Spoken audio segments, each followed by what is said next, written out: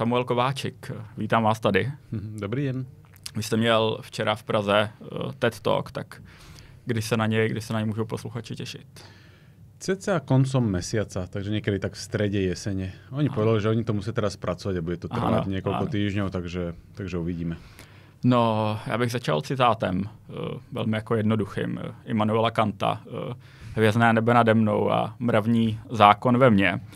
A když se podíváme na nebe, co člověk vlastně vidí? Jako, vidíme hvězdy, ale co to ve skutečnosti je? Vidíme veľmi špeciálnu podmnožinu hviezd, a to sú blízke a veľké a jasné hviezdy. Takže aj to, čo vidíme, je v podstate len taký výber neúplne reprezentatívny. Tie vidíme dobre. Potom vidíme planéty, ktoré na rozdiel od hviezd sú pomerne divoké vo svojom pohybe. A často žiaria veľmi jasne, takže toto si ľudia začali všímať pomerne dávno. Že hviezdy veľmi predvídateľne nerobia prakticky nič. Také sú hviezdy, aké boli, keď sme sa narodili, také budú, keď budeme pochovaní. Áno. Ale tie planéty, že to sa hýbe pomerne divoko a potom začali hľadať súvislosti, že čo keď sa dve stretnú na oblohe, čo máme za tým vidieť, aké znamenia a podobne. Takže tie vidíme veľmi dobre. Vidíme mesiac, kvôli ktorému často nevidíme potom všetko ostatné, takže mesiac astronómovia vyslovene neznášajú často, lebo prežiari často zbytok oblohy. Vidíme veľa satelitov poslednú dobu. To je zase veľmi pajedí ľudí, ktorí sa snažia fotiť nočnú oblohu, lebo potom majú všade čiarky. Vidíme padajúce hviezdy, čo je našťastie nesprávny názov, keby na nás padla hviezda, tak je s nami koniec, ale že rôzne meteority. A keď máme šťastie, vidíme kométy. Mám pocit, že posledné roky nebolo veľa takých komét, že len proste pozriem na oblohu a vidím, ale bolo veľa takých, že keď už si zoberiem ďalekohľad a viem, kde sa vám pozrieť, tak bolo na čo pozerať za posledné roky párkrát. To sú veľmi pekné ukazy a chvíľku to vyzeralo tak, že či náhodou neuvidíme nejakú supernovu, čiže nová hviezda, ktorá sa objaví na oblohe, alebo Betelgeuse, blízka obrovská hviezda. Začal mať také maniere, ktoré si občas spájame s tým, že hviezda sa blíži do svojho finálneho štádia, aj keď samozrejme tie časové škály sú obrovské v porovnaní s ľudskými životmi. Takže občas vidíme novú hviezdu, ktorá nás prekvapí, preto sa to volá, že nová, alebo supernova, alebo hypernova, podľa toho, ako je intenzívna. A v skutočnosti to, čo vidíme takto voľným okom, to je prakticky nič. Ja som mal o tom akurát včera také krátke video, že keď sa pozrieme na stred našej galaxie na oblohe, že keď sme v meste, nevidíme absolútne nič, ale keď ideme niekde na vidiek, alebo ideme k moru a sme nebodaj na ostrove, že máme úplne že čistú nočnú oblohu, tak je vidno nielen, že je strašne veľa hviezd jedným smerom, to je vlastne naša domovská galaxia, Mliečna cesta, ale zároveň vidíme tam veľa takých čiernych prachových mračín, ktoré nám vlastne clonia tú centrálnu časť, ktorá by bola ináč brutálne jasná na oblohe. Ale keď sa prepneme do iných vlnových dĺžok, tak zrazu vidíme až hlboko do jej vnútra, vidíme tam rôzne napríklad tie rádiové štruktúry a podobne. Takže tým som chcel povedať, že náš vesmír je v skutočnosti ešte oveľa rozmaitejší ako to, čo vidíme voľným okom. A o tom je astronómia, astrofyzika, čiastočne kozmológia minulého storočia. Pozeranie sa na vesmír úplne iným spôsobom, ako to robili ľudia dovtedy. Mm-hmm. No, protože, a zase možná to bude jako hloupá otázka, ale když se podíváme jako na nebe, tak ve srovnání se Zemí, jako nějaká průměrná hvězda, teď jako, když to říkám, tak si uvědomuji, jak strašně musí znít jako průměrná.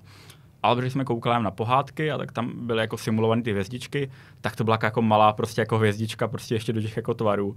Tak v porovnání jako se Zemí, jak hvězdy, které vidíme, jsou třeba jako průměrně jako velký. Je to jako malý tělesa nebo nepopsatelně velký. No ešte aj k tomu tvaru poviem, že ten tvar je v niečom smiešný, lebo on v skutočnosti hviezdy nemajú tvar hviezdy. To je rôzne sklamania tohto sveta sú napríklad, že kvapka nemá tvar kvapky. Kvapky sú gulaté, keď padajú a kvapkovitý tvar majú len keď sú zavesené.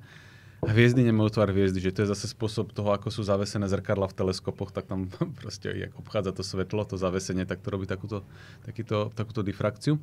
No a tuto trošku zlyháva hociaká intuícia, ktorú máme. Že podľa mňa, že už aj pri Zemeguli zlyháva ľudská intuícia, že veľa ľudí má problém pochopiť, že Zem je tak obrovská, že napríklad tú kryosť nedokážeme vnímať, lebo sa deje na obrovských škálach, ktoré sú nám proste nepriateľne veľké. A hviezdu si potom predstaviť, tak to je niečo, že ešte oveľa horšie. Obvod Zeme je 40 000 kilometrov a to nikto z nás nedokáže dostať do hlavy. Ľudia, čo idú, že peši okolo Zeme, tak to majú v podstate často celoživotnú misiu, ktorá im trvá roky. A hviezdy môžu mať tie polomery, dajme tomu na úrovni, a to nemusí byť že veľmi veľké, ale že na úrovni, že 1 000 alebo miliónov kilometrov. Takže veľmi ťažko sa toto hociak dostáva do hlavy.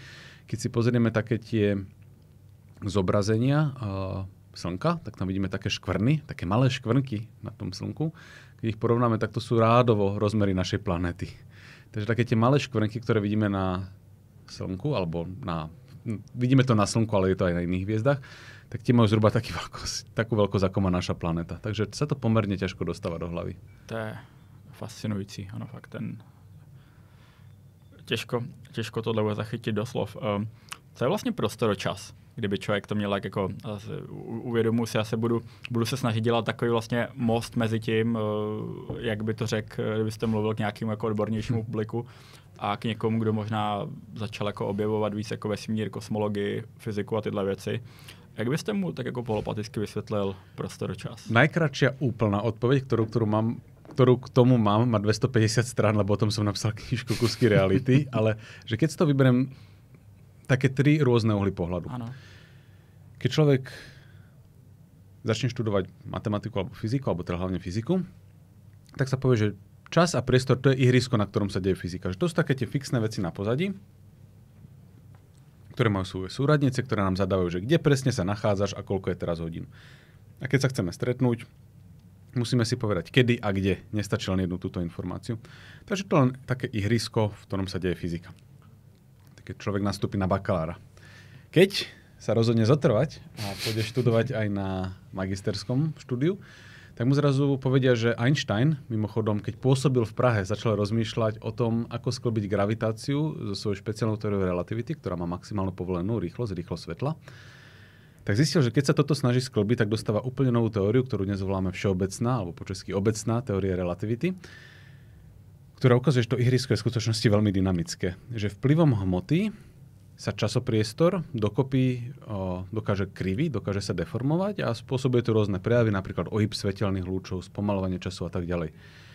Takže vďaka Einsteinovi vieme, že to statické ihrisko na pozadí v skutočnosti nie je statické, je veľmi dynamické a je v niečom subjektívne. Že to, ako rýchlo plyne čas, závisí od toho, ako sa voči sebe pohybujeme. Že nezhodli by sme sa na tom, ako rýchlo nám tikajú hodinky, ak by sme sa voči sebe rýchlo pohybovali, alebo ak by sme sa nachádzali v rôzne silnom gravitačnom poli. Takže Einstein nám, koľko je teraz 2025, tak 110 rokov dozadu, alebo 111 rokov dozadu, nám ukázal, že to ihrisko sú v skutočnosti dynamické a veľká časť teoretickej kozmológie v minulom storočí bola o tom, že pochopiť dôsledky týchto jeho zistení, ako sa aplikujú na celý vesmír, astrofyzika a relativita čiernych dier a podobne. Takže úplne, že drastické dôsledky, ktoré vyšli z toho, že to ihrisko nie je statické, že ihrisko je tiež hráč, pre ktorého platia nejaké pravidlá. A teraz zistíme, že akú hru vlastne hrá to ihrisko. My zistili, že prebieha nielen že šport na tom ihrisku, ale aj to samotné ihrisko je dynamické.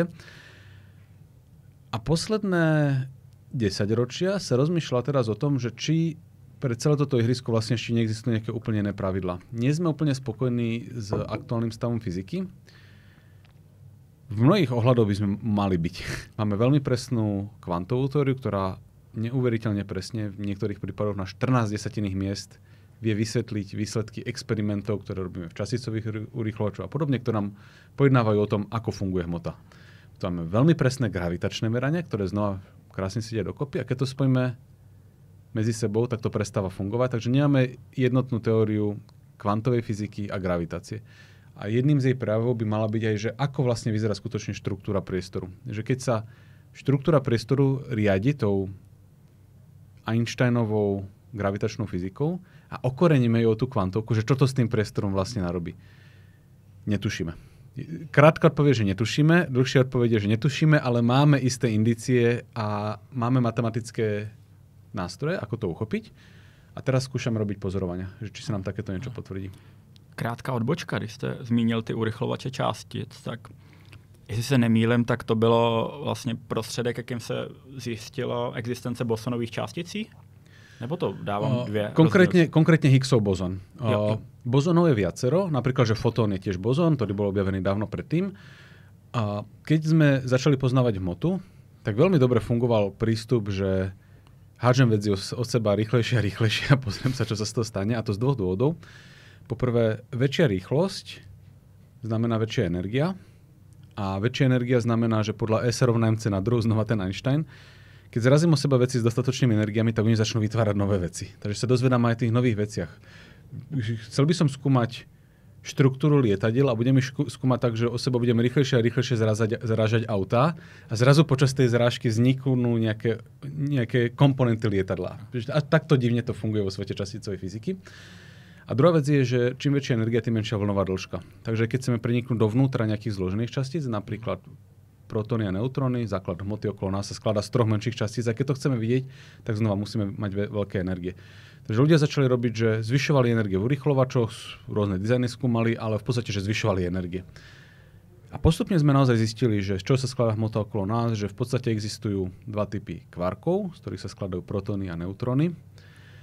K tomu máme elektrón, ktorý potom okolo tých protónov obieha a tvoria atómy. A potom tam máme neutrína, ktoré zohrávajú nejakú úlohu. A to sú fermióny, to je že častice hmoty. A potom sú častice, ktoré sprostredkovajú sily medzi nimi, ako napríklad fotóny. Že fotón je častica elektromagnetického vlnenia alebo elektromagnetického žiarenia. A poobjavilo sa niekoľko ďalších takýchto bozónov, ktoré súvisia so silami.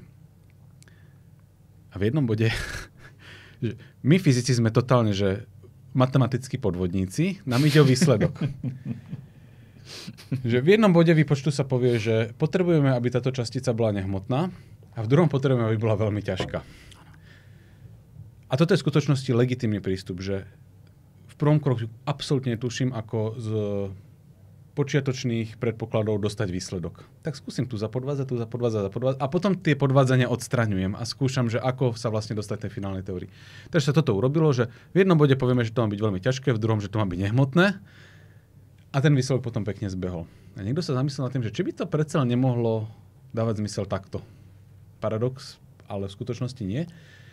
Lebo samotné častice, ktoré v tomto výpočte vystupovali, VAZ bozóny, už je to hocičo, ale teda, že bozóny, samé o sebe môžu byť nehmotné, splňujú tú požiadavku, ale zároveň sa na ne môže lepiť niečo iné, čo im tú hmotnosť dodáva. Čiže ako keby mali taký batoh, ktorý je zrazu plný kamenia, ale to kamenie je niečo, čo voláme Higgsov bozón.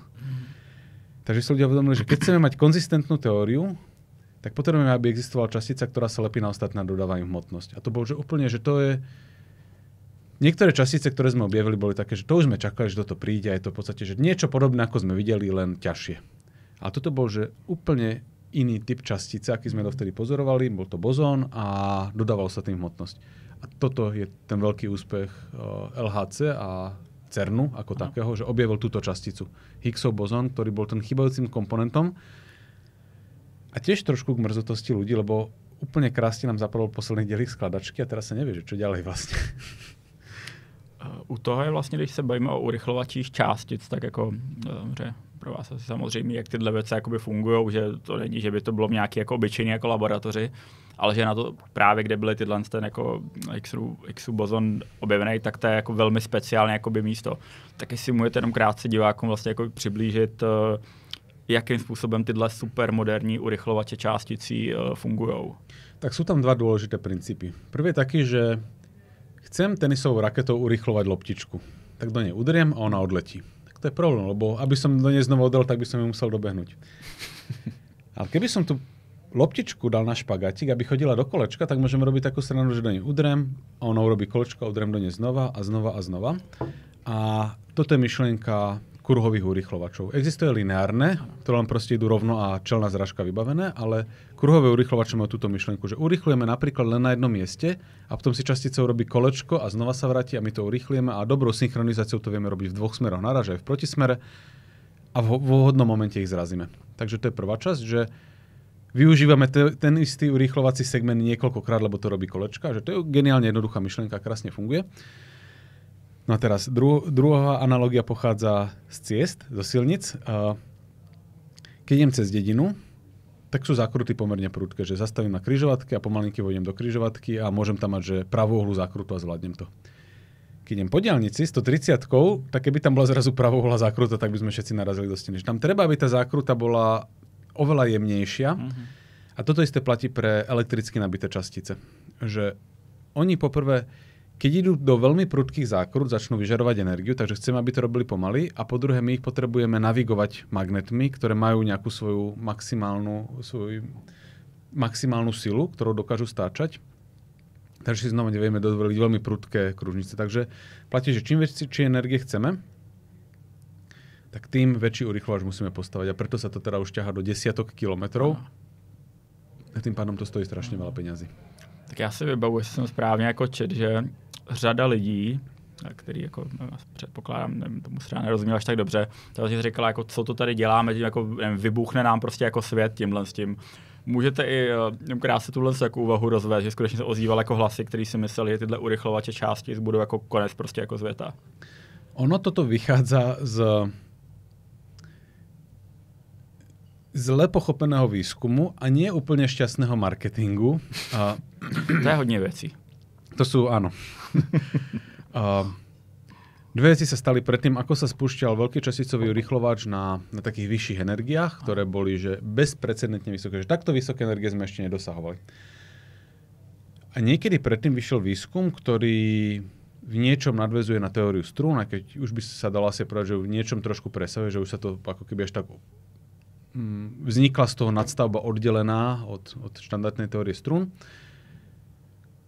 a ten výskum ukazoval, že na niektoré zrážky častíc sa v istom slova zmysle vieme pozerať ako na nejaké procesy, ktoré sa dejú s čiernymi dierami. Že vzniklo prekladový slovník medzi časticovou fyzikou a gravitačnou fyzikou, ktorý v princípe môže byť len nejaká matematická pomôcka, ktorá nám pomôže interpretovať nejaké veci. Takže to bol jeden veľmi zaujímavý výskum, kde niekto povedal, že nejaké vlastnosti vieme na základe tejto duality, holografická dualita sa to niekedy volá, vieme nahliadnúť o zrážkach častíc, alebo naopak niekedy na základe časticovej fyziky vieme niečo nahliadnúť o čiernych dierách. A to je, že úplne, že toto je v skutočnosti jeden z najfamóznejších výsledkov teoretickej fyziky za posledných 20-30 rokov, že pochopenie tejto duality je zatiaľ asi len čiastočné.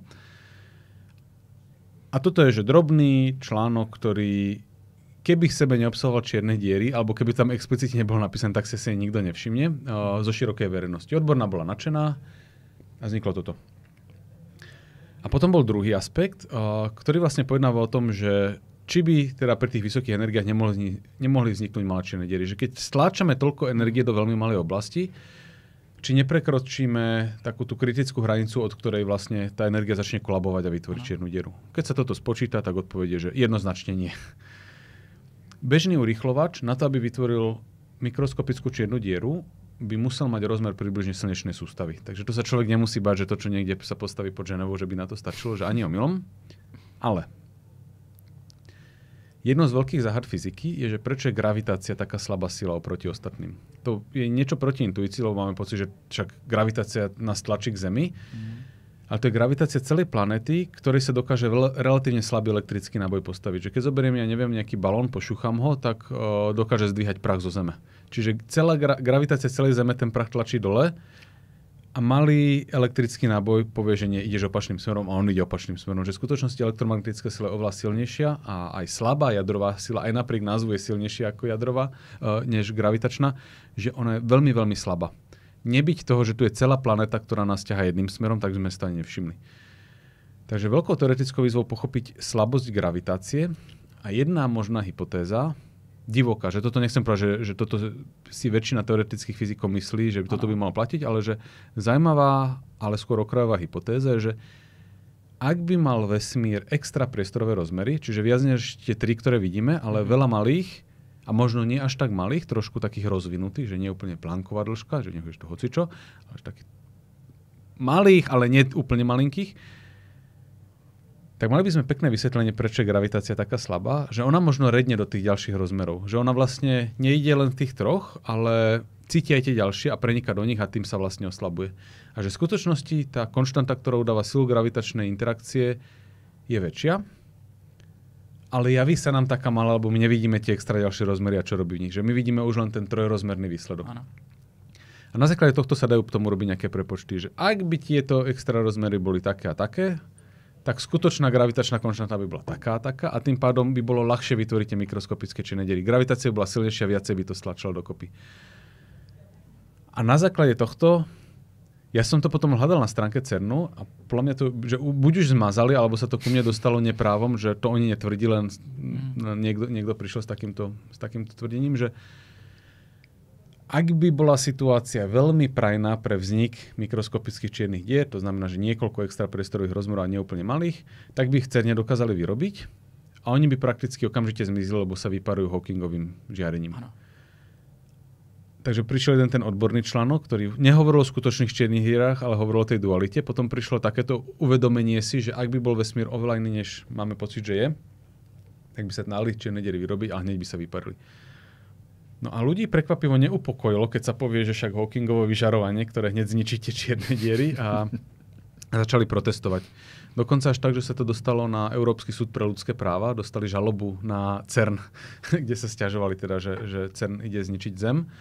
A samozrejme nakoniec to napredovalo a vidíme, že sa nezničila Zem. Dobrý argument proti tomu bol taký, že v skutočnosti vysokoenergetické zrážky sa dejú pomerne často, prichádzajú k nám sporadicky z vesmíru častice. A keby toto bol bežný proces, tak proste tých čiernych dier tu máme veľa a hlavne ich je veľa v Slnku, ktoré by znútra bolo požierané takýmito čiernymi dierami. Takže CERN to našťastie nezastavilo, ale bola tam tiež ešte potom taká kuriózna situácia, že vybuchlo tam tesne predtým, ako sa mal spustiť, nepamätám si, myslím si, že nejaká nádrž na supratekuté helium alebo niečo také, čo udržiava magnety v supravodivom stave. A proste to tam buchlo. Čo na veľké nešťastie samozrejme celé fyzikálne komunity, špeciálne doktorantov, ktorí čakali na tie výsledky z CERNu, aby mohli dokončiť svoje dizertácie. Takže sa to na niekoľko rokov oneskorilo. A prišiel jeden teoretický fyzik, ktorého meno mi vypadlo, strunár, teda známy hlavne za svoje výsledky v teórii strún, ktorý sa ale tú dobu zaoberal zaujímavou hypotézou, že či máme 100% dokázané, že kauzalita v našom vesmíre platí, že vždy minulosť môže ovplyvňovať prítomnosť, budúcnosť, ale nie naopak. A on naozaj, že toto je podľa mňa úplne super, že všetky tieto divoké myšlienky zo pár ľudí pooveruje a veľmi rigorózne k ním začne pristupovať.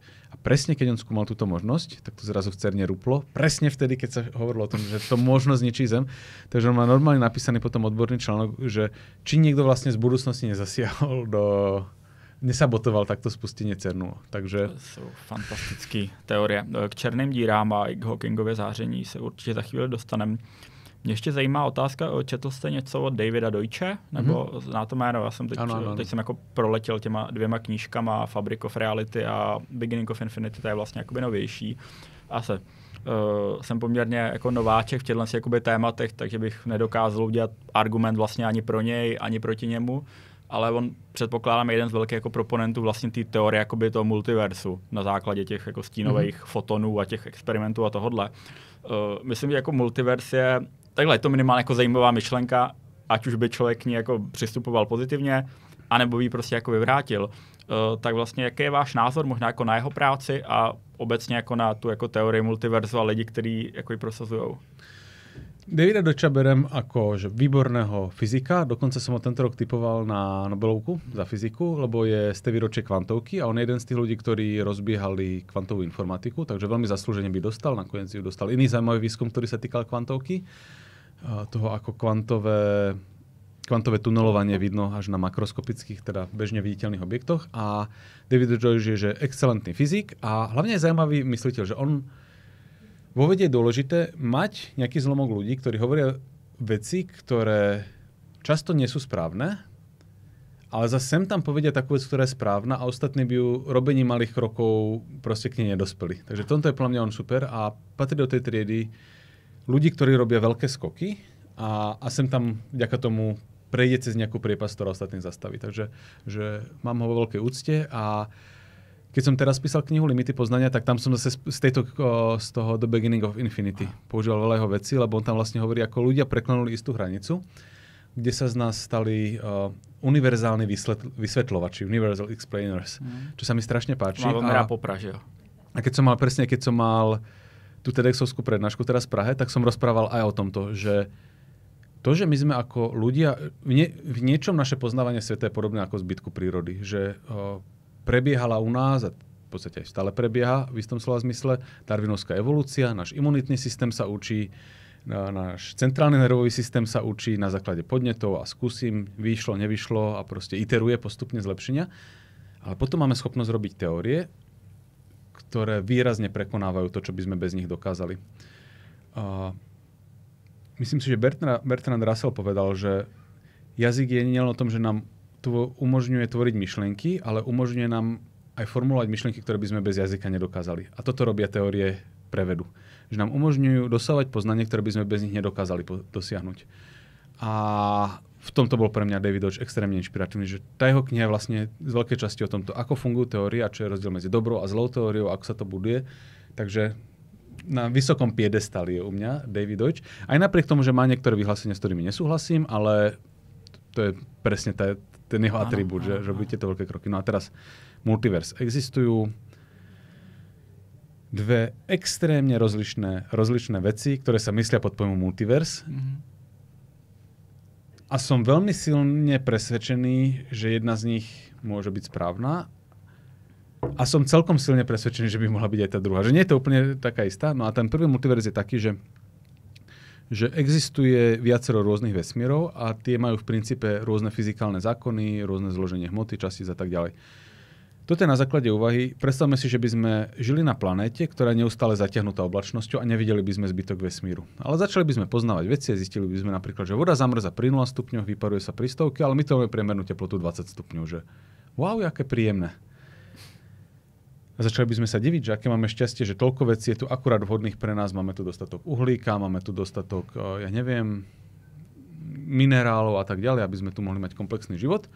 A potom by niekto mohol prísť takým kacírskou myšlienkou, že čo ak je to tak, že vlastne planét je vo vesmíre veľa, väčšina z nich je mrchavá a nevhodná pre život, ale na malom zlomku sú dobré akurát podmienky pre vznik života a my sme jednou z nich. Že zrazu by sme sa dostali zo stavu, že sme prekvapení, že tu sme, do stavu, že to je v podstate že štatistická nutnosť, že niekde to zvykne a my sme jedno z tých miest, kde proste na kocke padla 6. No a teraz my sme vo vesmíre, kde sa divíme, že wow, kozmologická konštanta má takú hodnotu, že sme sa nezgrcli späť do čiernej diery, keď vznikol vesmír, ale zároveň sa všetko neroztrhalo na Frankfurte skôr, než vznikli galaxie.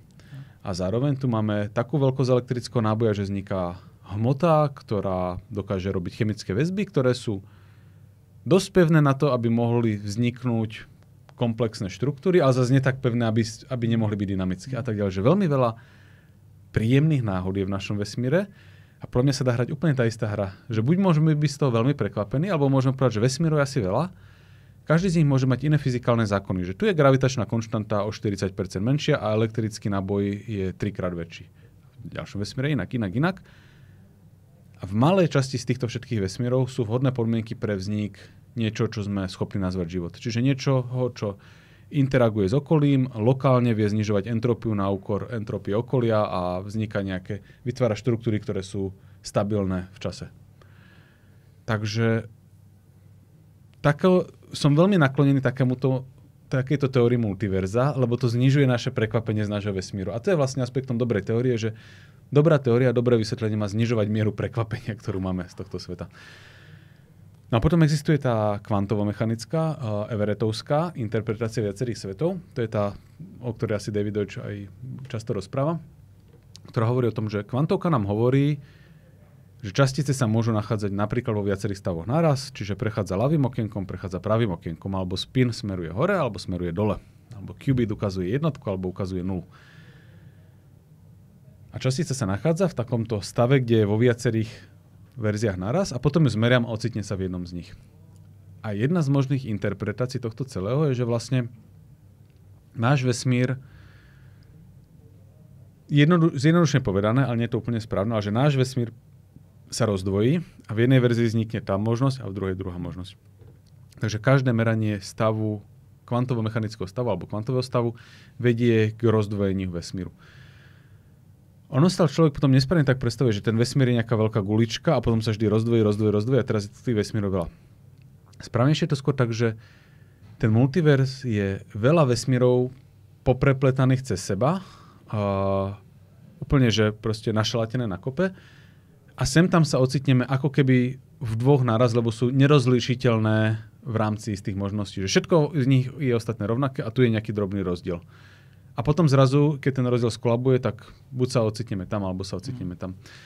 Ja mám k tomu taký pekný príklad so Schrödingerovou mačkou, ktorý všetci poznáme, ale ja som predtým, než som pôsobil v Brne a Bratislave, tak som pôsobil na Dublinskom výskumnom inštitúte, kde Schrödinger bol riaditeľom.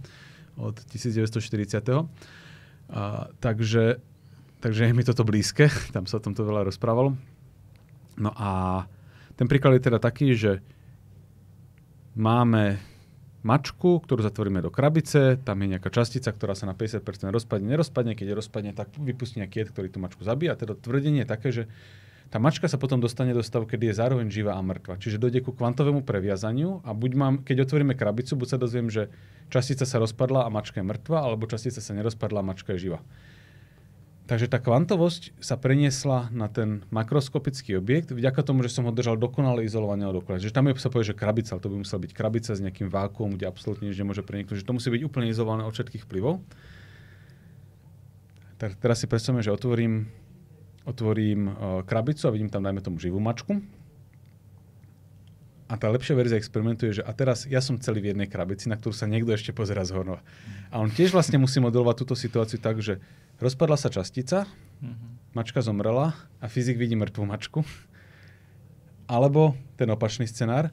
Takže vlastne aj ja som zrazu, z jeho pohľadu som ja v tej kvantovej superpozícii, že je tam moja verzia, ktorá je smutná z mŕtvej mačičky a druhá verzia, ktorá je veselá zo živej mačičky. A on tam vidí ešte tú kvantovú superpozíciu, lebo on je znova to drží celé izolované.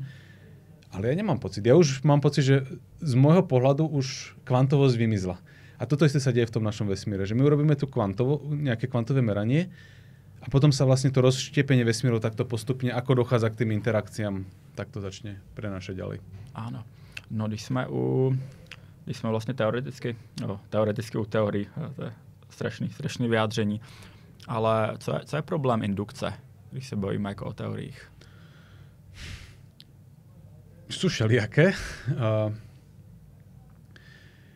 Kde začať? A teraz to nie je, že kde mám ja začať, ale že kde vlastne začať tú induktívnu reťaz. Ano. Možná co představuje jako obecně problém jako indukce? No, tak ako mu rozumiem ja, je v podstate, že vždy, keď vychádza, že indukcia funguje tak, že mám nejaký súbor predstav o svete, z ktorých potom dospejem k nejakým ďalším. Môžem ísť ďalej. Keď už mám nejaký bod, kde začínam, viem, ako mám postupovať ďalej. A otázka je, že ako som sa dostal do tohto bodu. A jedna možnosť je, že to z niečoho vychádza, nejakých predošlých tvrdení, ale môžem urobiť krok späť a spýtať sa, z čoho vychádzajú tieto moje predpoklady. Aha, tak treba ísť o krok ďalej. A jeden z filozofických útekov z tohto rebusu je, že poviem, že to je vlastne taká nekonečná reťaz. Podľa mňa, že je toho kopnutie lopty. Tak, že podľa mňa je toto, že kopnutie lopty do autu. V skutočnosti, keby sme toto chceli mať ako poznanie, ako nejaký filozoficky dokonalý abstrakt, tak sa týmito vecami musíme zaoberať. Podľa mňa, že poznanie ako filozofický abstrakt existuje ako abstrakt, ale tým pádom pre ne nemusia platiť také bežné pravidlá, ktorými sa trápime. Dôležité je, že čo sa deje v našej hlave. A tam už sa to vlastne dá odstopovať, že keď si myslím, že prečo platí toto, tak urobím krok späť. A tam typicky na základe máme nejakú interakciu s okolím a potom nejaké vysvetlenia, že prečo sa tie veci dejú. Napríklad, že dotknem sa horúcej panvice, popálil som sa a niekto mi vysvetlí, že to je horúce a že keď je to červené, tak to nemám chytať a tak ďalej. Začnem si tam formovať nejaké predstavy, ktoré sami o sebe už nevychádzajú z ničoho iného, vychádzajú len z tej skúsenosti, ktorú mám s okolným svetom, plus nejaká interpretácia tej skúsenosti. Čiže nie sú to len samotné dáta, sú to dáta, ktoré sú usporiadané pomocou nejakých štruktúr, ktoré si o svete okolo seba budujem. A tomuto sa hovorí o koherentizmus, že mám tam nejaký súbor poznatkov, ktoré sa tak navzájom podporujú, že nie je to tak, že by to všetko vychádzalo z jedného, ale je to taká veľmi prepletená sieť rôznych poznatkov, ktoré sa navzájom udržiavajú, že je to taký robustný celok a z neho potom vychádzajú tie ostatné veci. Z tohto tiež neboli a nie sú filozofovia nadšení, lebo poprvé to môže byť nekonzistentné. Co když se dostane, co se stalo 50krát, co když se to nestane po 51. Napríklad, že ťažko sa to extrapoluje do budúcnosti, ale je ťažkou matematickou úlohou overiť, že keď mám napríklad 10 rôznych tvrdení, tak či sú vzájomne konzistentné alebo nie. Častokrát sa v matematike stalo, že sa zobral nejaký systém axiom a dlho trvalo zistiť, že či sú vlastne medzi sebou konzistentné a či tam nie je nejaký problematický. A teraz, keď si predstavím 10 nejakých tvrdení, že keď platí A alebo B, tak potom neplatí C alebo D, že nejaké takéto, ktoré navzájom sa môžu ešte nejako medzi sebou odkazovať, že potom je ďalšie tvrdenie s Bčkom, Cčkom, Dčkom a Ačko tam chýba a tak ďalej. A teraz zistiť, že či existuje spôsob, ako všetky tieto tvrdenia mať navzájom pravdivé alebo nepravdivé, je výpočtovo náročná úloha. Takže taký ten môj názor je taký, že všetci máme nejaké základné predstavy, z ktorých vychádzame, ktoré sú kombináciou osobnej skúsenosti a naučených rámcov, v rámci ktorých si potom tie prežité skúsenosti nejako ukladáme. Ale táto základná štruktúra nemusí byť konzistentná. My máme na toto v matematike a fyzike také dve slova, že lokálne a globálne. Lokálne znamená, že pozerám sa len na nejaké malé okolie, či veci pasujú dokopy. A globálne znamená, že to platí úplne všade. Takže ja mám pocit, že tá konzistencia lokálna, že mám dve blízke tvrdenia a tu si overím, že sú spolu zarovnané, ale keď prídem dostatočne ďaleko, tak zrazu zistím, že nie sú. A ľudia sú podľa mňa nie že schopní, ale že každý z nás to robí chcene či nechcene, že držíme v hlave nekonzistentné predstavy o tomto svete. A niekedy si jednoducho povieme, že tieto dve veci sú tak ďaleko od seba, že sa tým nebudeme zapodievať. Napríklad sú ľudia, ktorí povedia, že neznášam utrpenie zvierat a tak ďalej a že kto dá psa na reťaz, tak má ísť do väzenia. Ale nemajú problém si dať napríklad, že hovädzie mäso. Lebo tie dve predstavy majú v hlave od seba dosť ďaleko a nepríde im to, že sa voči sebe priečia. A potom niektorí ľudia to začnú akože skúmať a povedia si, že to je vlastne konzistentné a prestanú jesť mäso. Napríklad. A ja som presne typ človeka, ktorému aj vadí, keď je pes na reťazi, a aj tak si sem tam dám to mäso, lebo tie veci nejako držím ďaleko od seba. Ale aspoň sa to snažím sa to nejako učesať a jesť toho mäsa asi 10-krát menej, ako to bolo kedysi. Hej, že naozaj, že to už je skôr vzácnosť. Takže podľa mňa, že každý z nás má v hlave takú poprepletanú sieť, z ktorej potom vyťahuje všetky ostatné veci a táto sieť nie je konzistentná. Čo je problém, lebo to, že je to sieť, znamená, že je veľmi ťažké niečo zmeniť. Kedysi som mal veľmi naivné predstavy, keď som začal robiť popularizačné články a články o kritickom myslení a tak ďalej, že ľudia veria chemtrailsom, tak ja im dám jeden nepriestrelný argument a oni povedia, že aha, vlastne máš pravdu a zmenia názor. A to samozrejme nemôže fungovať, lebo ich predstava, že existujú chemtrailsy, vďaka ktorým nás napríklad ovplyvňujú nejakí mocní ľudia a podobne, nie je izolovaný fakt, ale hneď vedľa neho je nejaký fakt, že za nešťastie v mojom živote môžu iní ľudia, ktorí mi komplikujú život a potom niečo iné. A že ja síce môžem zaútočiť na ten jeden fakt, ktorý tam držia, na tú jednu predstavu, ale tie ostatné ju tam stále aj tak udržia proste ukotvenú. Takže preto je extrémne ťažké zmeniť hocikoho názor, vrátane môjho. Že keby som teraz videl, ako sa roztvoria nebesa a zíde anjel s horiacim mečom, tak tiež by to nebolo asi len tak, že rovno poviem, že aha, tak proste svet funguje inak, ako som si myslel. Tiež by som hľadal nejaké iné vysvetlenie, že asi som mal iba halucináciu a tak ďalej. Že jednoducho, že je to veľmi zapečená sieť, s ktorou sa ťažko manipuluje.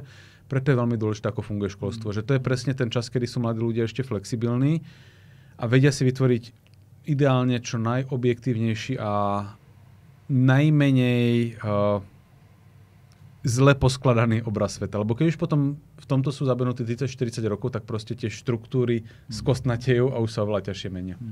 No, myslím, v tomhle i jako vlastně příbuzný bod, že je velký rozdíl mezi jako nějakou teorií vědomostí, prostě jak o tom spousta filozofů psalo, tak ještě jako faktických vědomostí a tím, co dneska používáme jako racionalizaci, kdy vlastně říkáme, tohle mi dává rozum, protože to je podložený tímhle s tím, ale je to velmi vzdálený ty jako podkladový teorii vědomostí a spíš to prostě může být jako mám nějaký pocit a teď vlastně hledám argument, proč by tenhle můj pocit mohl dávat smysl.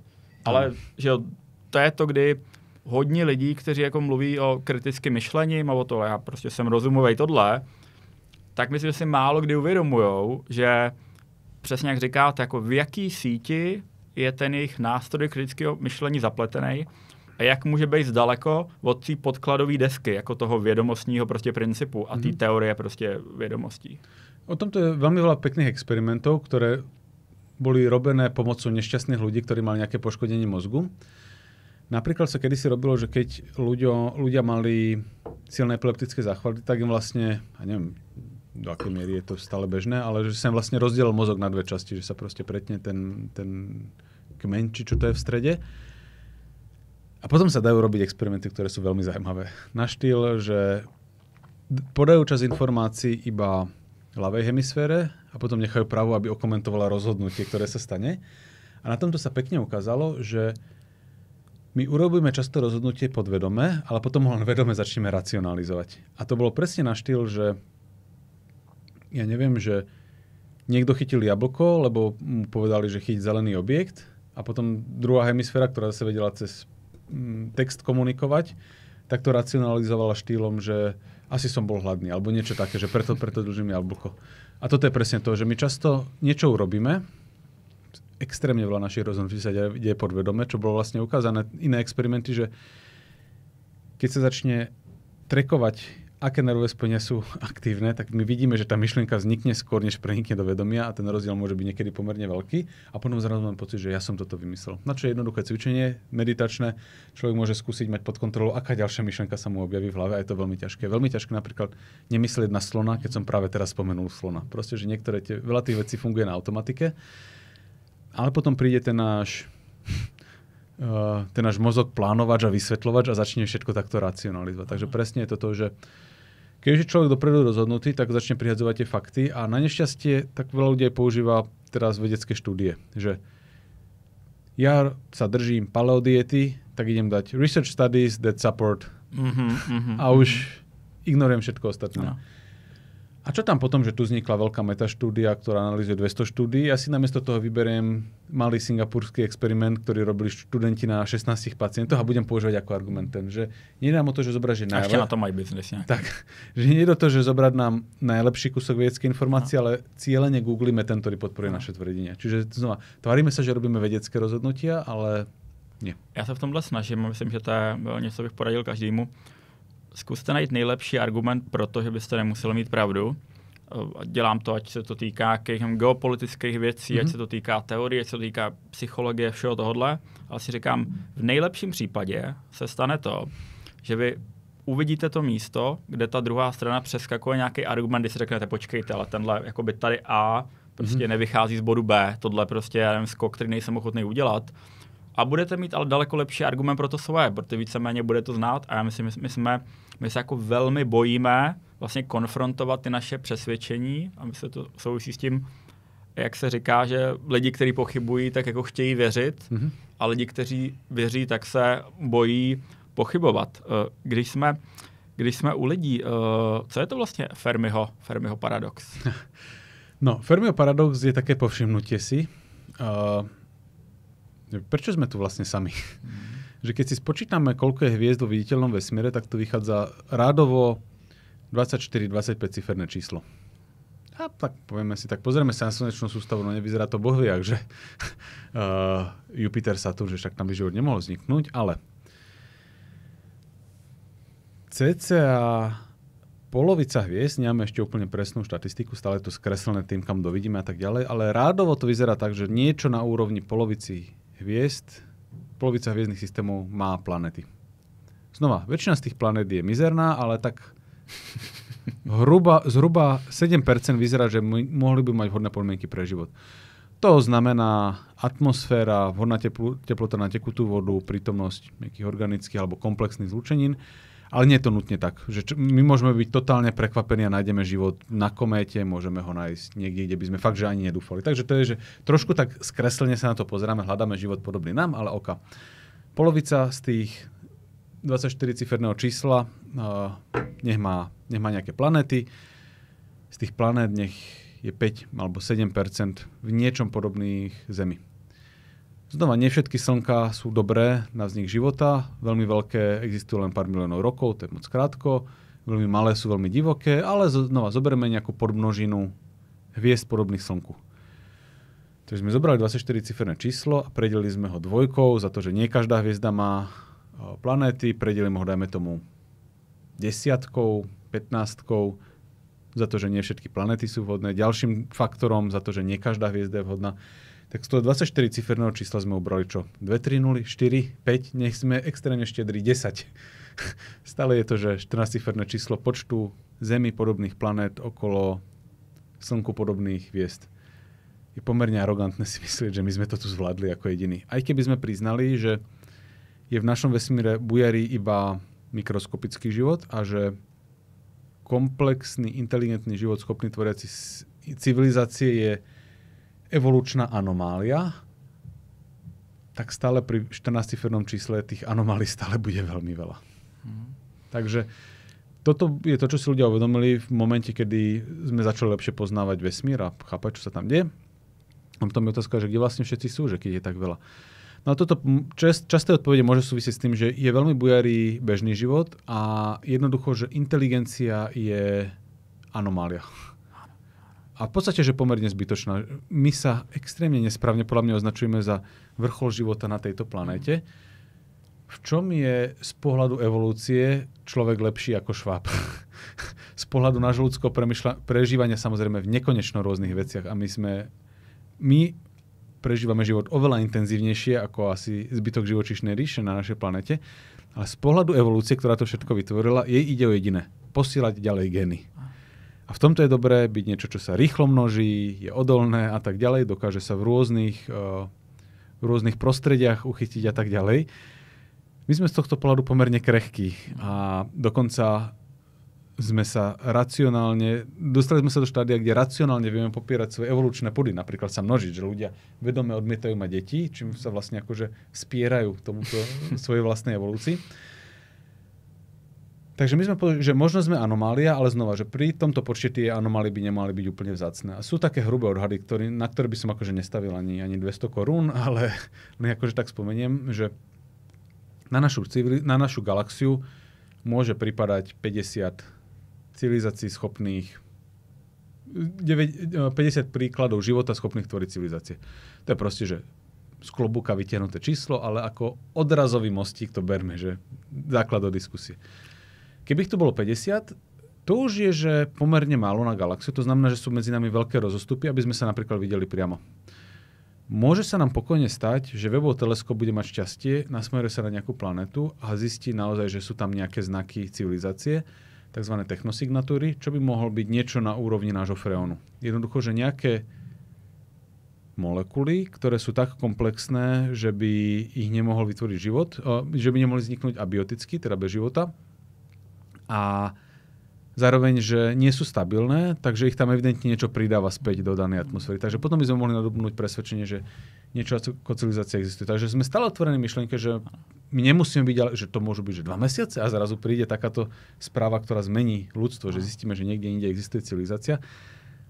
Skôr si myslím, že by to bolo také veľmi postupné, že prvé náznaky a potom odieranie desatinných miest a potom, že tak najlepšie, na 80% to tam je a veľmi to potom bude ľudí polarizovať, že kto hovorí, že áno, kto hovorí nie. Ale je to predstaviteľné. Ale potom je otázka, že tak keď sa pozrieme, že ako sa darilo ľudstvu za posledné 1000 ročia. Najprv dlho nič a potom sme dostali zo pár dobrých nápadov, vznik jazyka, vznik písma, v podstate poľnohospodárstvo, veci, ktoré nám postupne umožňovali sa s informáciami pracovať na oveľa vyššej úrovni. Dokonca aj to poľnohospodárstvo súvisí s prácou s informáciami, lebo poľnohospodárstvo umožnilo ľuďom sa natlačiť na kopu a fungovať oveľa prepojenejších systémov. Že keby sme stále boli roztrúsení do kmeňov po 150 ľuďoch a spolu by sme nekomunikovali, tak neboli by sme tam, kde sme. Takže ešte aj to poľnohospodárstvo umožnilo, aby sme sa natlačili a ľudia prichádzali s novými nápadmi. Posledné storočia alebo 1000 ročia už pomerne intenzívne, ale za posledné storočie, čo sa udialo, že to bol že raketový skok. Takže je možné, že takýto civilizačný rozmach má takéto exponenciálne tendencie, že najprv sa plíži a potom to raketovo narastie. A teraz je otázka, že aj keby nás bolo len 50 galaxií a malo by to raketovo takto exponenciálne rásť, tak či by aspoň jedna z tých 50 alebo zo pár z tých 50 už nemala byť že výrazne pred nami a nemali by sme vidieť nejaké ich vplyvy. A toto je to zvláštne na tom, že ich nevidíme.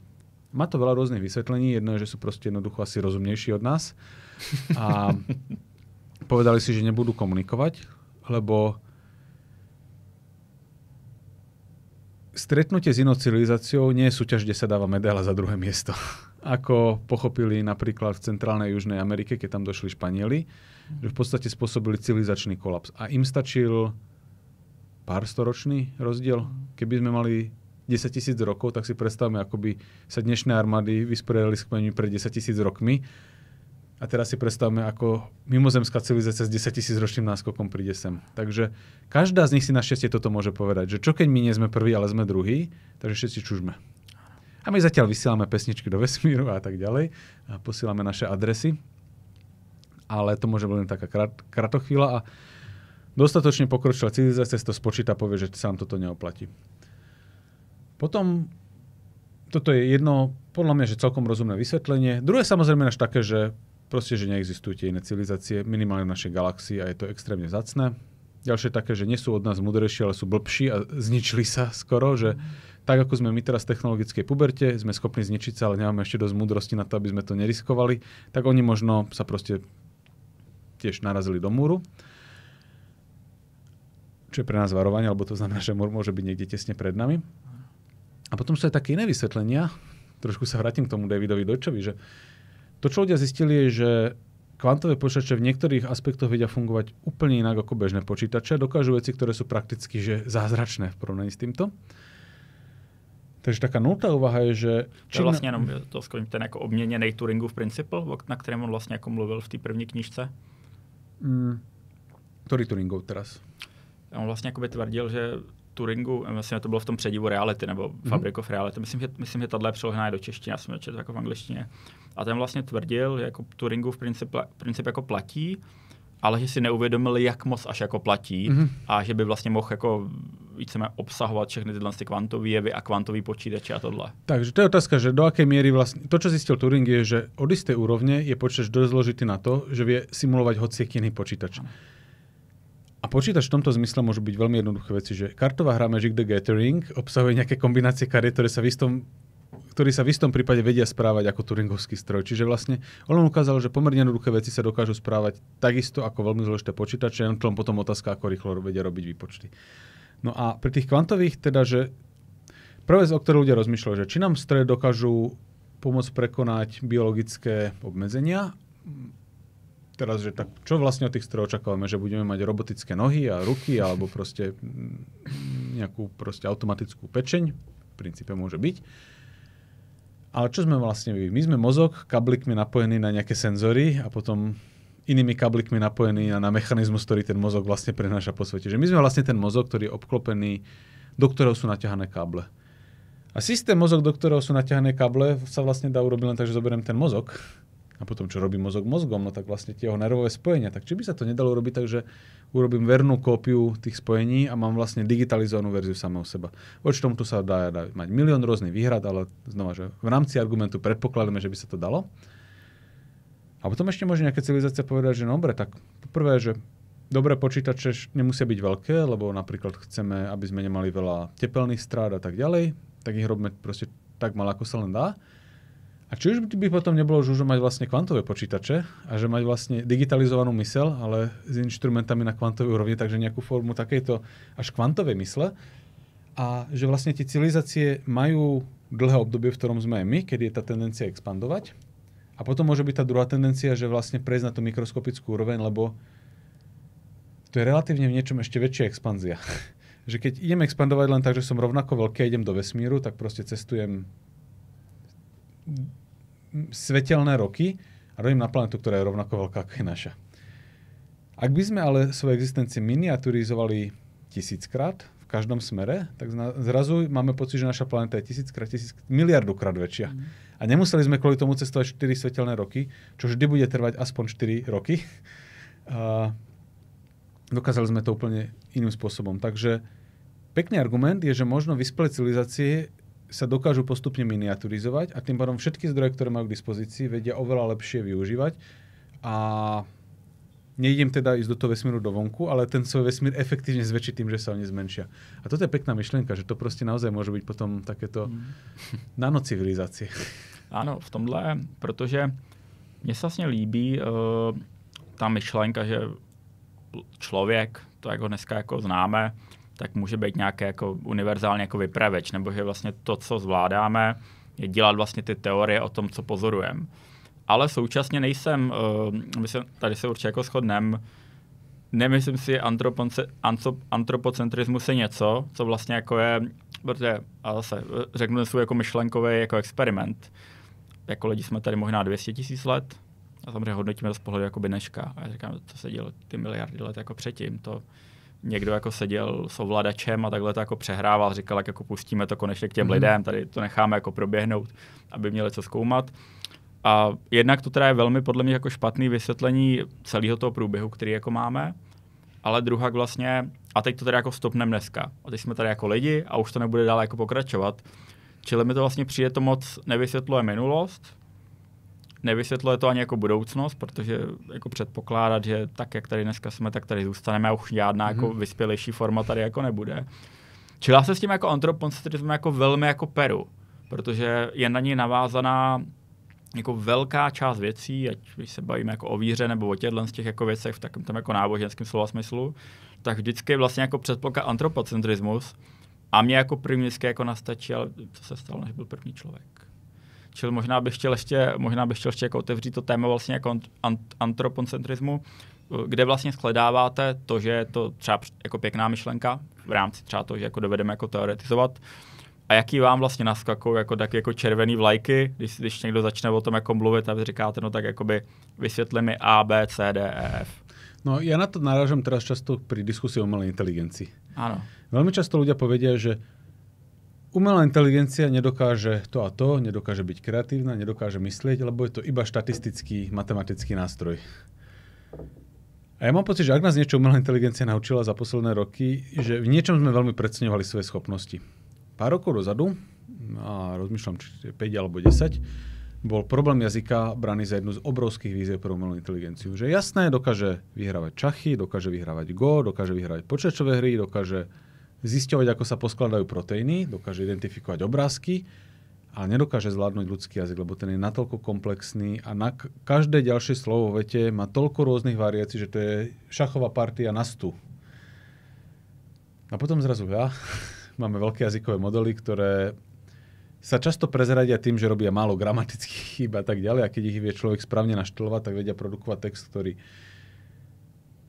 ako spoluautor vyhral poviedkovú súťaž a tak ďalej. Že nie evidentne vedia robiť takéto veci. A ľudia na to povedia, že 10 rokov dozadu by povedali, že nie, jazyk nezvládnu a hlas zvládli. A ako keby sme si z tohto zabudli zobrať ponaučenie, že možno my preceňujeme svoje vlastné schopnosti. Že tým, že my sa vidíme znútra, a vidíme, ako ten proces prebieha za pochodu, tak máme pocit, že toto je niečo, čo nevieme si to predstaviť pri inom systéme, na ktorý sa pozeráme iba zvonku. Je toto jevište. Tak, že takéto niečo by ten systém bol schopný. A my sme iba, a že my myslíme, ale oni sú iba štatistické modely. A zase ja mám pocit, že keď teraz ide človek písať knihu, tak predtým prečítal 100, 200, 300 iných kníh a je ťažké tie myšlienky nemať v hlave. Že tiež ma formovali myšlienky, ktoré som čítal. A presne, prečítal som si Davida Deutscha a nejako sa to odrazilo v ďalšej knihe, ktorú som písal. Čítali sme, knihy od Kipa Thorna a keď sme s Norbym robili rozhovory o vesmíre, nemohol som potlačiť, aby som tam nespomenul nejakého príkladu o červých dierach, lebo sa to vo mne nejako odrazilo. A keď môj mozog formuje myšlienky, tak čo iné robí, ako že prechádza cez veci, ktoré mám v hlave poukladané a snaží sa ich syntetizovať nejakým spôsobom, pričom to robí v istom slova zmysle náhodne, že je tam proste variácie rôznych prvkov, ako mám hormonálne rozloženie práve a proste, že ako to áno, presne, tak, že aj aké impulzy práve cítim a tak ďalej, že je tam nejaký ten prvok externej a internej náhody, ale syntetizuje veci, ktoré som mal v hlave a nejako ich spája dokopy. Že ja mám pocit, že pozerať sa na náš mozog ako na nejaký štatistický model nie je správne a správne ponaučenie má byť také, že to, že niečo štatistický model, to nie je hanobenie, že to môže byť úplne že fenomenálne, že my takto vieme uchopiť tento vesmír. Extrémne komplexný proste. Tak, presne. Takže tu mám trošku pocit, že znova sme sa dostali do toho štádia, že máme pocit, že my sme viac ako niečo iný. A presne, keď Kepler a Koperník a Galileo sa pozerali do tých prvých teleskopov a pozerali na tie prvé dáta, tak tiež museli preklenúť rôzne predsudky o tom, že nie sme stred vesmíru a že nebesia nie sú dokonalé a nemusí sa všetko pohybovať po kružniciach. pred pár dňami zomrela Jane Goodall, ktorá keď začala svoju primatologickú kariéru, skvelá. tak sa všetci pozerali, že zvieratá to sú proste, že to je taký chodiaci kameň v podstate. Akože trošku preháňam, ale že neprisudzovali im osobnosti, emócie a tak ďalej. Pritom každý, kto má doma psa, mačku a podobne, vie, že majú svoje osobnosti, teda často pomerne výrazné. A ona k tým primátom pristupovala tak, že im dávala mená, nadväzovala s nimi vzťahy, čo sa samozrejme dá kritizovať a niektoré tie veci. Ona sama povedala, že mohli deformovať výsledky pozorovania tým pádom, že nebolo vhodné, ale ukázala nám, že nie sme takí výnimoční, ako sme si mysleli. Najkrajší príklad je používanie nástrojov. Dovtedy sme hovorili, že človek, tvoriteľ a ten, čo vie toolmaker, ten, čo vie robiť nástroje. A zrazu vidíme tie šimpanzi, ako sa tam vyberajú mravce z mraveníc na tých paličkách. A v niečom mám pocit, že aj tá umelá inteligencia nám teraz tak natáča zrkadlo. Že mnohé veci, kde sme si mysleli, že toto je tá unikátnosť ľudského ducha, môže byť dosledkom, nechcem povedať, že priamočiarých štruktúr, lebo tie výsledné štruktúry, ktoré vznikajú tým pomerne priamočiarým procesom, sú extrémne komplikované a poprepletané, ale práve, že aj tá komplexnosť môže mať pomerne jednoduchý základ. No do jistý míry by nás to vracelo, že jakkoliv jsou neuvěřitelně komplexní a bylo by obrovsky složitý znát celý ten jako vzoreček, jak ty události se navazovaly, tak by nás to vracelo k tomu jako Turingovému principu, že vlastně, ale ano, jsou prostě jako fyzický. Když jsme jenom u knížek, tak abych na to pak nezapomněl, mám pro vás knížku Projections, která se věnuje se jednak lidským emocím, věnuje se optogenetice. Ten člověk je neurovědec, ale je to i psychiatr, klinický psycholog a má velmi rád takové umění. Čili on do té knížky popisuje tam několik jako prostě jako příběhů, ale dává tam dohromady tyhle tři pohledy, které jsou jako velmi unikátní, že to nehodnotí jenom jako psycholog, ale současně dělá obrovské jako pokroky ve vědě, v optogenetice. Říká se taky, že jednou pravděpodobně by mohl vyhrát jako Nobelovu cenu za ty objevy, který tam dělá. Čili si myslím, že dávám už po druhý nebo po třetí tuhle knížku, ale je moje jako velmi oblíbená.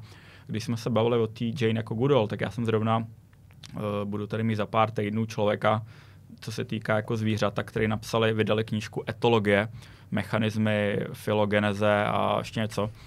A napsal to zhruba 40 autorů českých. A když jsem tam měl popularizátora vědy Jaroslava Petra, tak říkal, jako tohle je knížka, kterou nemají nikde ve světě. Jako já tom prostě dělal jako několik let, takže rád týhle knížce dělám jako reklamu, protože dělali to jako několik let. A přesně to strašně krásně vysvětluje věci, že tím, jak je to 40 autorů, tak jeden se baví, jeden tam píše hodně o namlouvání prostě u zvířat. Jeden tam píše o komunikaci. Další tam rozebírá, jak si právě jako hrajou, jsou taky ty vrány, co prostě sjíždí jako ty, proč by to samozřejmě dělali. Čili tuhle knížku bych chtěl jako strašně moc doporučit a hosti se budou moc těšit i na tohle jakoby autora potom, takže ten jako ke knížkám. Ještě u knížek se vás zeptám, jakou knížku doporučíte vy příštímu hostovi. Ja ji pak nejak ako seženu. Dobre, ja mám teraz rozčítanú. Nechcem povedať, že s ňou bojem, lebo to znie, že negatívne, ale aj to samotné čítanie, tá téma je v niečom pomerne náročná a ono je to 500-stranová buchsla, písaná pomerne malým písmom. Volá sa to The Emperor of All Maladies. A zabudol som meno autora, ale je to vlastne o vývoji výskumu rakoviny. V podstate od úplných začiatkov až po moderné prístupy. Ale je to napísané štýlom, ako keby to bola detektívka. Že on tuším, za to dostal Pulitzer. Až naozaj to človek proste číta a príbehy všetkých tých ľudí a nedá sa to úplne čítať naraz, že teraz 50 strán človek prečíta naraz. Aj kvôli tomu, aká je tá téma, ale aj kvôli tomu, že tam sa naozaj, že tam sa milióny rôznych vecí diali. A on opisuje, ako prebiehal teraz neviem, či to bolo, že v Taliansku alebo kde proste nejaká štúdia. A o tom píše niekoľko strán. A až do takýchto detailov ide a postupne vyskladáva celý ten obraz. Fascinujúce čítanie. A máme občas taký trend, že prečítam 50 kníh za rok a tak ďalej, za rok. Že idem si proste akože čiarkať a potom človek má samozrejme tendenciu, že no tak dám tam dvoch malých princov a podobne, že len aby som to postihal. Ja mám pocit, že mne najviac dali knihy, s ktorými som proste bojoval veľmi dlho. Takže tým už nebudem trapiť ďalšieho hostia, že hento je super typ podľa mňa, ale čítal som knihu Quantum Computing since Democritus, Scott Aronson. dúfam, že som jeho meno neskomolil, ktorá, že občas je podľa mňa sranda čítať text človeka, ktorý je proste nad nami 4 inteligenčné rady vyššie a on niektoré veci proste len že tvrdí, ja na to čumím proste a 4-krát si po sebe poďom prečítam ten odstavec,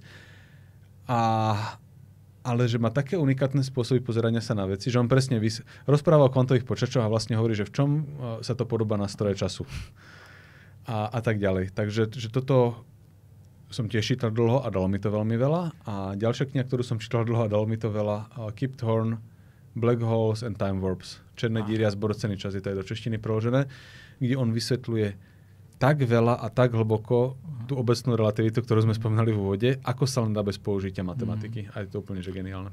No tak to já se určitě podívám na všechny ty 3 knížky. Jinak s váma souhlasím. I u toho Dejče občas člověk má jako pocit, že on hodně mluví jako v abstrakcích a hodně mluví určitě by se jako nepřímo. Člověk vlastně neustále musí vracet a hledat, jako jestli to je nějaký princip, který vysvětloval předešlý kapitole. Ale ja som o tomto dosť rozmýšľal, keď som písal knihy, že typicky je návod, ako urobiť bestseller, je, že napíš knihu, aby bola čitateľná pre každého. Že každý to musí ľahko prejsť a tí, čo sú šikovní, to proste prečítajú za 4 hodiny a ostatní to prečítajú proste za dlhšie.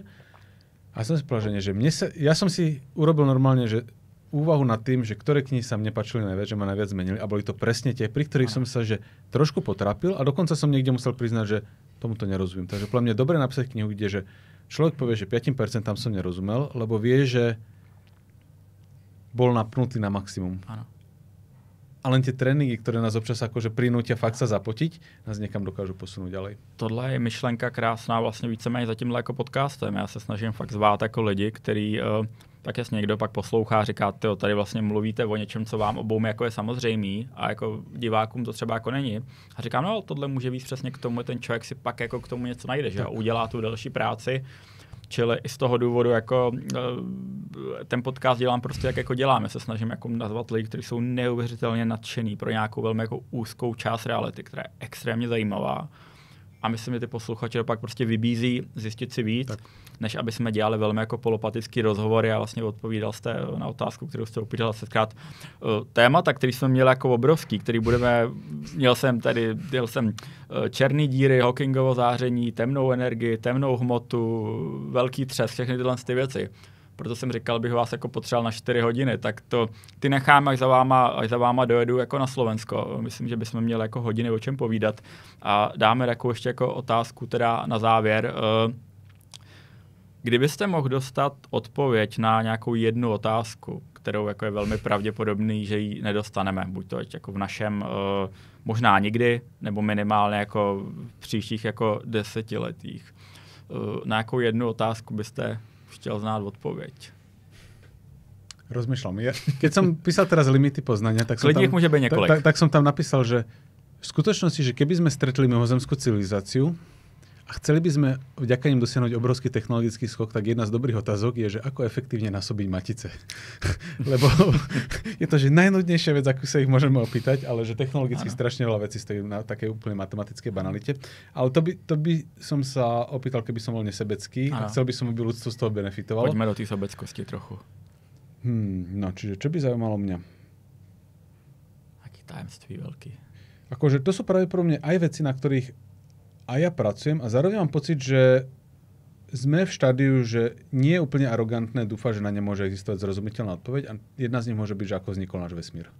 A toto bolo donedávna brané ako tabu, že to je to miesto, kde proste bežné fyzikálne zákony vybuchnú, prestanú fungovať. A teraz už máme pocit, že vieme si predstaviť nejaké formalizmy a nejaké štruktúry, ktoré máme aj z teórie strún, ale aj z rôznych iných prístupov, ktoré by nám mohli dovoliť nahliadnúť, ako vlastne to všetko začalo. A toto, keby som mal vyjasnené, tak to mám počuť. Viem, že to je pomerne veľkolepá výzva, ale... Jako to je tak fascinující otázka a téma, přesně tohle, jako, že by dejme tomu velký třesk, ale proč se jako stala, předtím si tomuhle vůbec nebudeme jako zabočovat, ale bylo mi velkou ctí, že jste si udělal na dnešní rozhovor čas. A já budu moc rád, pokud někdy třeba začátkem příštího roku uděláme nějaké pokračování a skutečně si sedneme prostě na 3-4 hodinky, protože pokaždý, když jste mluvil, tak mi naskakovalo další jako desítky a desítky otázek a bylo velmi složitý do toho nevstupovat a nedoptávat se. Tak my budeme s Norbym niekedy začiatkom roka snať v Pražskom planetáriu, tak potom najdeme štúdio s 3 mikrofónmi a bude. Tady jsou 3 mikrofony. No, výborně. Můžeme klidně dorazit sem. Bylo mi velkou ctí. Ďakujem za pozvanie.